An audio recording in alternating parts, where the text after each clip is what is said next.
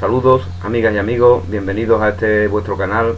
Hoy vamos a hablar, si Dios quiere, de uno de los temas de especial relevancia incluido en la segunda parte del libro de ejercicios de un curso de milagros. Concretamente del tema número 12, ¿qué es el ego? Y bueno, vamos a ver qué es lo que se nos dice en estos 5 párrafos que componen el artículo en cuestión. El ego no es otra cosa que idolatría. El ego es idolatría, el símbolo de un yo limitado y separado, nacido en un cuerpo, condenado a sufrir y a que su vida acabe en la muerte.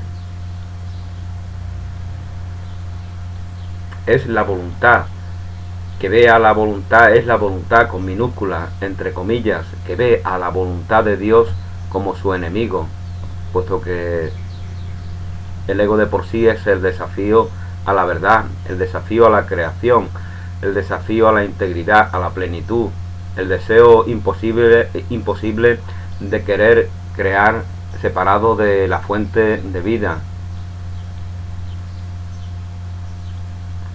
condenado a sufrir y a que su vida acabe en la muerte.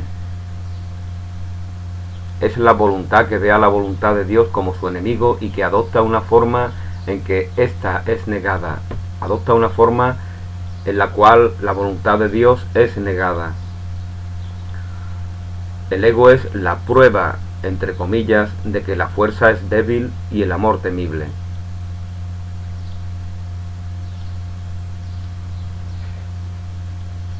De que la vida en realidad es la muerte, puesto que en un mundo donde todo nace y todo muere, pues lógicamente lo único que no muere es la muerte. Y como ya hemos comentado tantas veces, cuando no reverenciamos al Dios de vida eterna, cuando no reverenciamos al Dios de vida eterna, cuando no reconocemos en nosotros la eternidad, de manera automática rendimos pleitesía, idolatramos al Dios de la muerte, a la caricatura grotesca de ese Dios de vida eterna.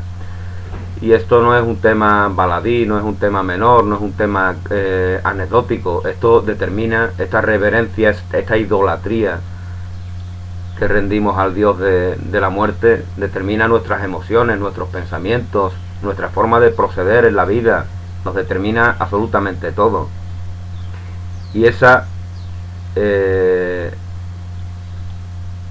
y determina, entre otras cosas, que nos sintamos este cuerpo que nace y que muere, que empieza y que termina, y que inconscientemente todas nuestras ambiciones, todos nuestros anhelos, todos nuestros deseos son expresión de esa dramática visión de la vida. Todo eso es idolatría, todo eso es egoísmo, todo eso es la negación del amor, que es incondicionalidad total, y que por lo tanto no teme a la muerte, no teme la separación, no teme el ataque. El amor es fortaleza, la sensibilidad es fortaleza, sentir es ser fuerte, reconocerte en tu sentir, reconocerte en la verdad del corazón es compartir la fortaleza de la vida, reconocerla en ti, aceptarla en ti y por lo tanto manifestarla incondicionalmente. El ego es la prueba de que la fuerza es débil y el amor temible. La vida en realidad es la muerte y solo lo que se opone a Dios es verdad. El ego es demente. El ego es demente. El ego es una locura que emana de una mente que no se reconoce en la unidad con el sentir, con el corazón y en la unidad con todo lo creado. El ego es demente, lleno de miedo, cree alzarse más allá de lo omnipresente, teme el caos, piensa que la vida es algo caótico y que hay que improvisar un orden. Esos señores con corbata tan elegantes quieren improvisar órdenes para sí mismos y para toda la sociedad, porque tienen miedo, porque les mueve el miedo, porque no les mueve el amor. Lleno de miedo, el ego cree alzarse más allá de lo omnipresente, aparte de la totalidad y separado de lo infinito. En su demencia cree también haber vencido a Dios mismo. Dios ha muerto, que cantó algún tipo por ahí, ¿no? Verdaderamente el cristianismo mal entendido es el culto a la muerte. Por eso esos supuestos cristianos se cuelgan la imagen del cadáver de su hermano. Si tu hermano sufre un percance de ese tipo, tú te colgarías su imagen en el cuello. ¿Verdad que no harías eso? ¿Verdad que recordarías a tu hermano con amor, con las cosas buenas que compartió contigo? Por lo tanto, estas personas que adoran a un cadáver, lo que hacen es celebrar el crimen de esas personas que ejecutaron a Jesús de Nazaret. Eso no es algo amoroso, eso no es algo bondadoso. Eso es adorar al Dios de muerte, de lo cual estábamos hablando anteriormente.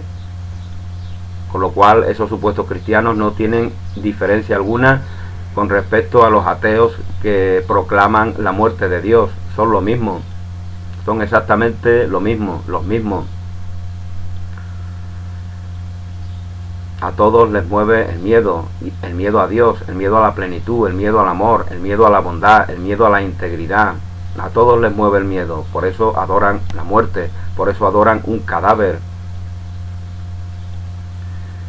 Cuando Jesús resucitó, cuando Jesús se iluminó, cuando Jesús compartió la verdad de la vida eterna. Por lo tanto, la verdad de la cristiandad está en las palabras, en el mensaje de amor que comparte siempre Jesús.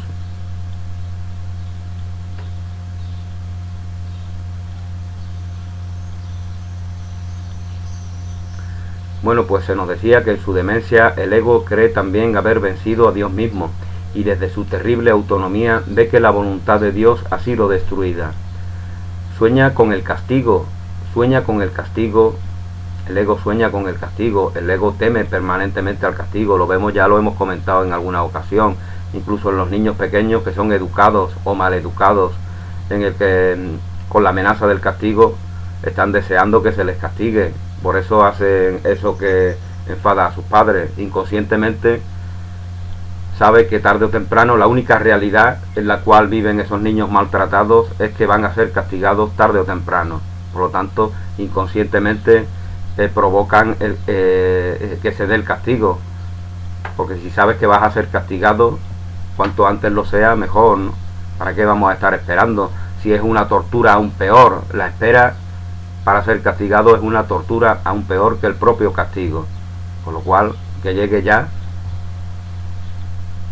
Y luego también, pues estos niños aprenden los mercadeos del ego. Una vez que se nos castiga, después puede que llegue algún tipo de compensación.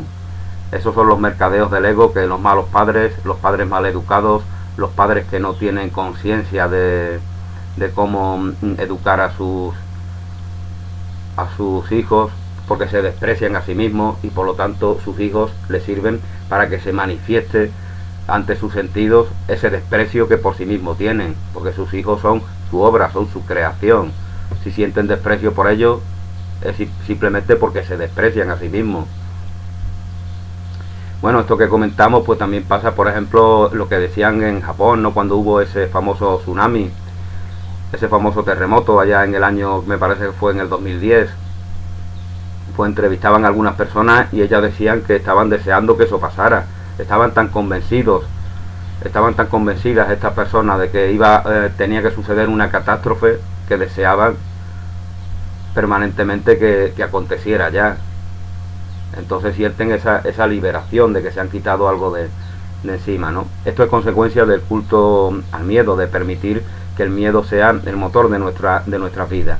Entonces ya no disfrutamos del gozo de la vida, ya no disfrutamos del eterno presente de la vida, y como comentaba anteriormente, ya desde niños, ya desde bebés pequeños, se les instruyen en el miedo a estas criaturas.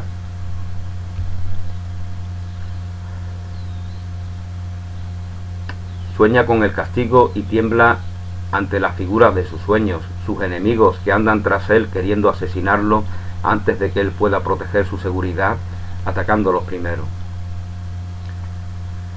El ego sueña con el castigo y tiembla ante las figuras de sus sueños.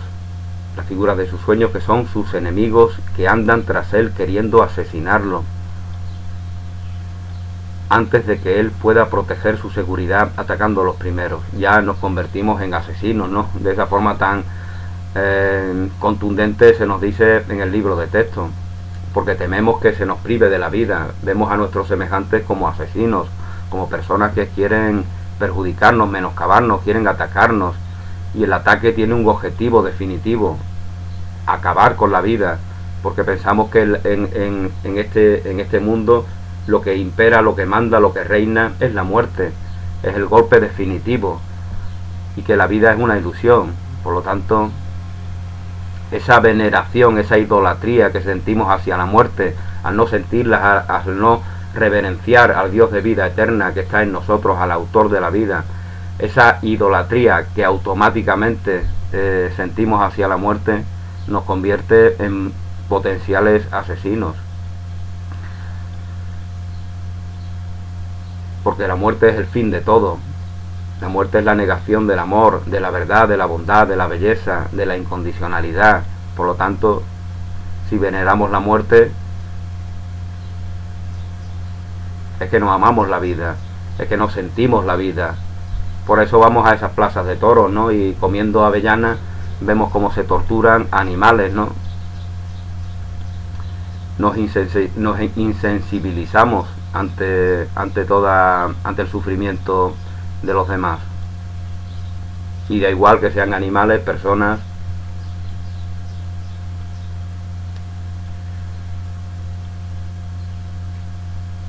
Bueno, pues vamos a ver qué más se nos dice en este apartado, que es el ego. El Hijo de Dios no tiene ego. El Hijo de Dios no tiene ego. El ego es una ilusión. El ego no existe. ¿Qué puede saber él de la locura o de la muerte de Dios cuando mora en él? Cuando mora en él, cuando mora en Dios. Vivimos en Dios. Nuestra vida está en Dios, en la plenitud, en la integridad, en la eternidad, en la incondicionalidad, en la armonía, en la belleza, en la creatividad. Ahí está nuestra verdadera vida, y solamente ahí podemos reconocerla. No reconociéndola ahí, automáticamente, como comentaba anteriormente, la reconocemos en un lugar ilusorio. Y esto es lo mismo que decir lo que antes os comentaba: idolatramos la muerte, la convertimos en nuestro referente que determina nuestras emociones, nuestros pensamientos, nuestras relaciones. Pues de lo mismo se nos está hablando aquí, cuando no nos reconocemos en Dios, cuando no reconocemos nuestra vida en Dios. ¿Qué puede saber el Hijo de Dios de penas o de sufrimientos cuando vive en una dicha eterna? ¿Qué puede saber del miedo o del castigo, del pecado o de la culpabilidad, del odio o del ataque, cuando lo único que le rodea es paz eterna, por siempre imperturbable y libre de todo conflicto, en la tranquilidad y silencio más profundos? Conocer la realidad significa no ver al ego ni a sus pensamientos. Conocer la realidad significa no ver al ego ni a sus pensamientos. Por eso llega un momento en el cual la idea del ego no la cultivamos. Porque si es una mentira, si es una ilusión, ¿qué sentido tiene estar permanentemente examinando lo que no es verdad? No tiene ningún sentido. Solamente lo tiene cuando nos hemos identificado con lo ilusorio. Pero una vez que hemos trascendido esa identificación, estamos perdiendo el tiempo si seguimos cultivando el conocimiento de lo ilusorio. Cuando ya estamos en disposición de invertir en la verdad, porque la verdad es lo que tú eres,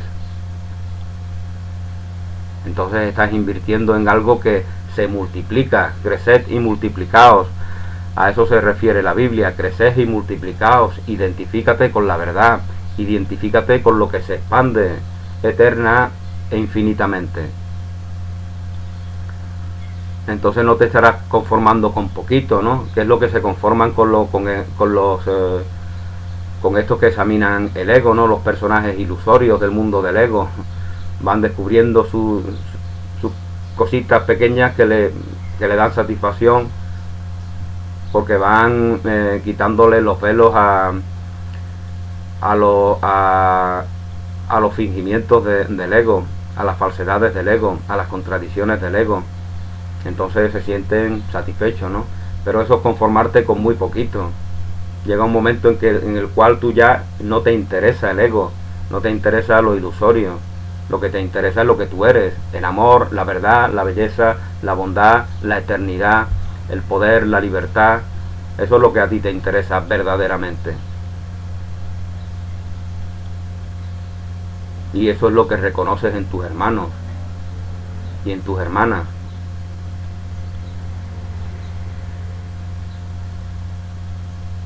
Porque si no es así, es que aún sigues viendo desde la ilusión. Si no es así, es que aún sigues considerando la verdad, la realidad,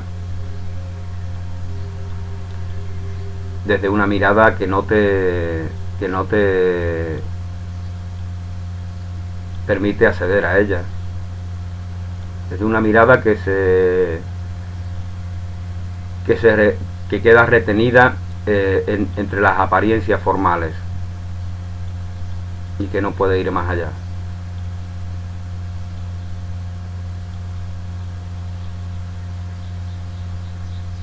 Conocer la realidad significa no ver al ego ni a sus pensamientos, sus obras o actos, sus leyes o creencias, sus sueños o esperanzas, así como tampoco los planes que tiene para su propia salvación y el precio que hay que pagar por creer en él.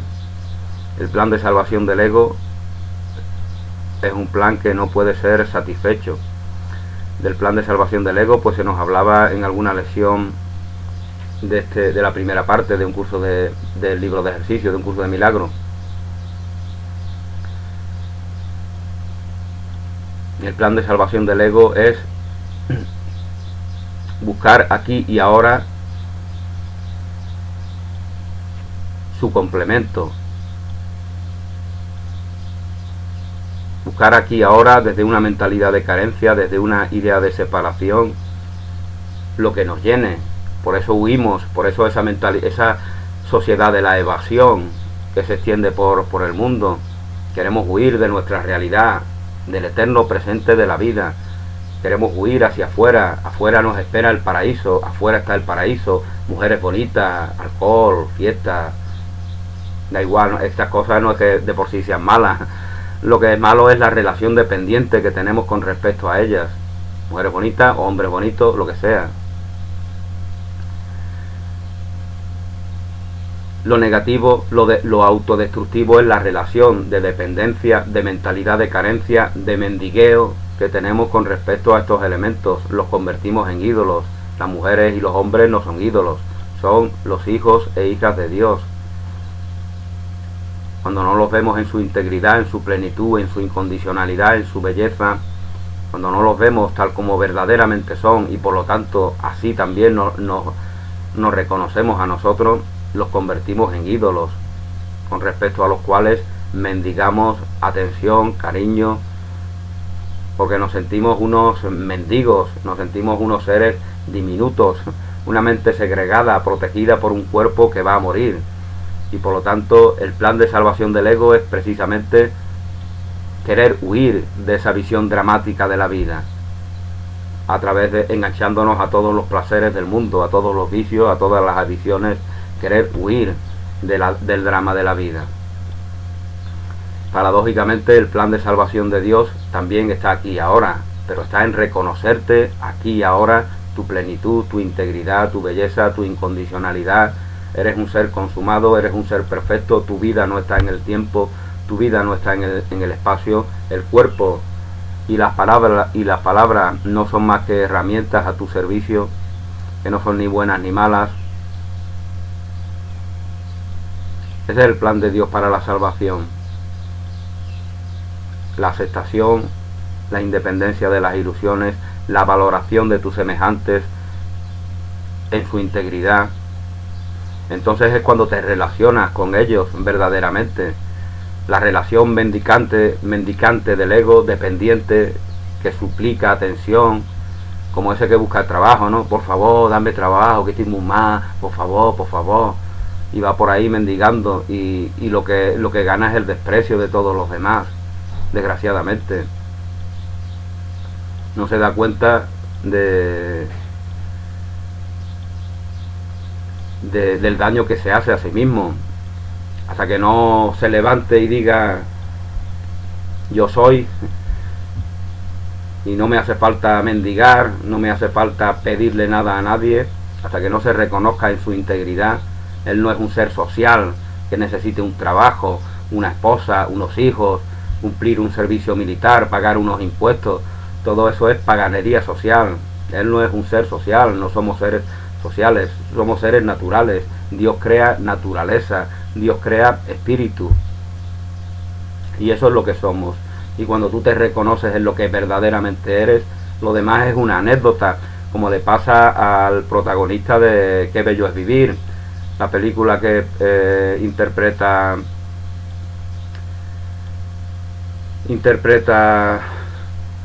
bueno, la película de Frank Capra del año 1946. Cuando él está deprimido, él está hundido, él quiere morir, él va a suicidarse. El drama de la vida, la tragedia de la vida se le ha venido sobre sí mismo. Pero despierta, abre sus ojos y despierta, ve la realidad de la vida, ve la belleza de la vida, ve la bondad de la vida. Y entonces todo lo demás, todo aquello que tanto daño le hacía, que le impulsaba incluso al suicidio, todo aquello se convierte en algo anecdótico. Ya da igual, me da igual ir a la cárcel, me da igual que me detengan, me da igual que me insulten, me da igual todo, porque estoy vivo, porque la vida es maravillosa, porque la vida es bondad, porque la vida es amor, porque la vida es belleza.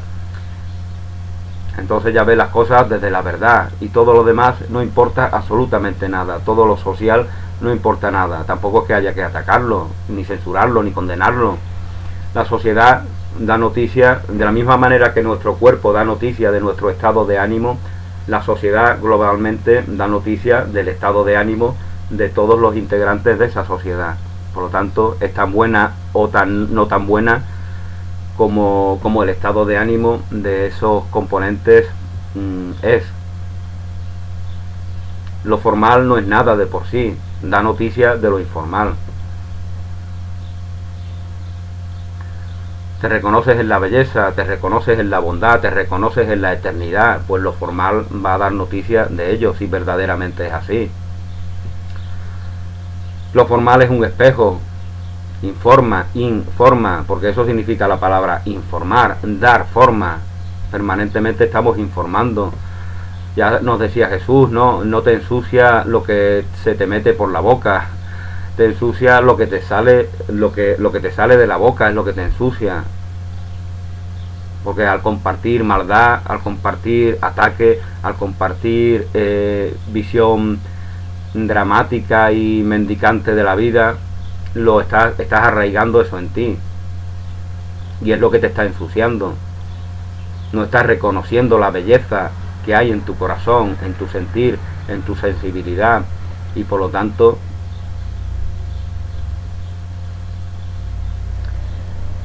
permites que se informe a través de tus herramientas, en este caso de la palabra, de esa falta de aceptación que se está dando en ti.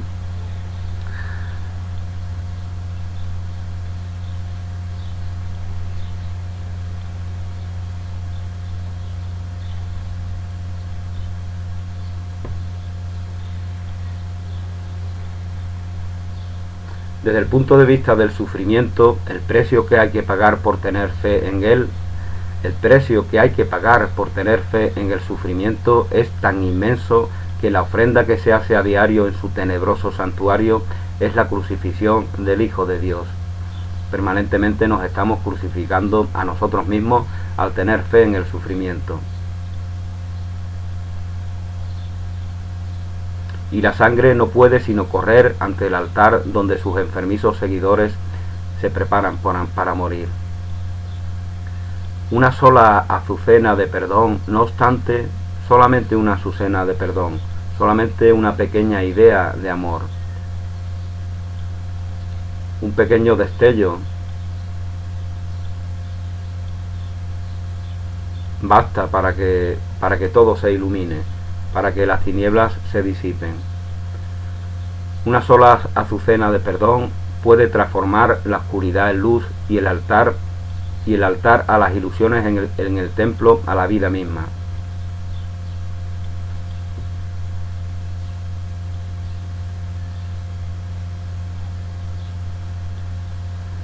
Una sola azucena de perdón puede transformar el altar a las ilusiones en el templo a la vida misma. Nuestro cuerpo, cuando permitimos que la mentalidad de escasez, de carencia, de negación de la verdad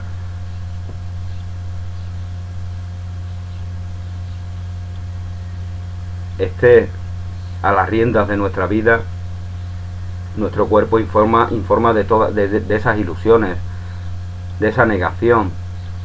Pero cuando permitimos que la verdad, cuando permitimos que esa sola azucena de perdón, ese destello de luz, sea lo que sustituya esa ilusión llamada ego, sea lo que verdaderamente determine nuestra realidad, pues entonces el cuerpo igualmente va a informar de ese cambio de la ilusión a la verdad que se ha dado en nosotros.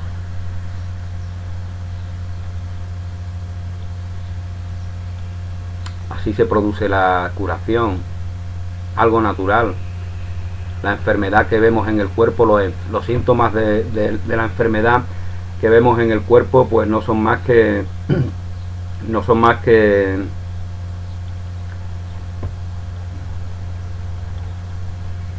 informantes de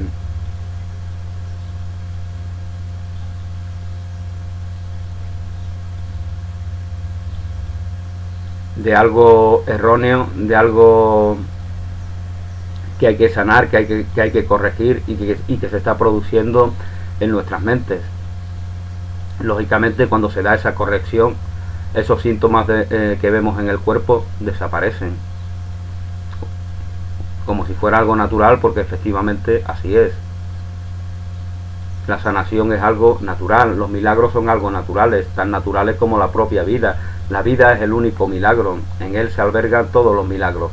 Tú estás vivo o no estás vivo, tú eres de verdad, tú eres el camino. Yo soy el camino, la verdad y la vida. Eso nos dice Jesús, porque efectivamente Él es nuestro referente, porque Él ha reconocido en sí la verdad, el camino y la vida. Por eso es nuestro maestro. Conoce de la condición humana y de sus limitaciones, y se sabe en la verdad, se sabe en la vida, se sabe en la eternidad. Por lo tanto, nos invita a seguirle. Eso es lo que estamos haciendo aquí. Seguir sus palabras, seguir su mensaje, seguir su ejemplo, porque sabemos que nos conduce al camino, a la verdad y a la vida, y nos conduce a reconocernos ese camino, esa verdad y esa vida en nosotros mismos, porque somos la obra de Dios, la obra consumada, santa y perfecta, íntegra de Dios. Si no fuera así, de que somos la obra de una ilusión, la obra del ego, la obra del infierno, la obra del demonio. Si eso es lo que queremos ser, así nos interpretaremos. Por eso el referente de Jesús nos permite que estas ideas locas sean trascendidas y que nos sintamos y que nos aceptemos en lo que verdaderamente somos.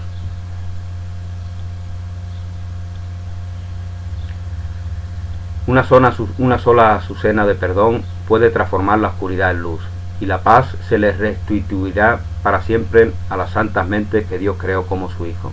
Y la paz se les restituirá para siempre a las santas mentes que Dios creó como su Hijo, su morada, su dicha y su amor, completamente suyas y completamente unidas a Él.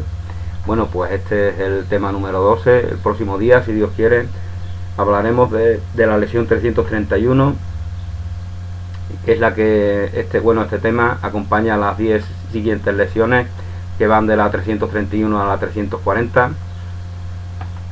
Gracias, feliz día, un abrazo y hasta una nueva oportunidad.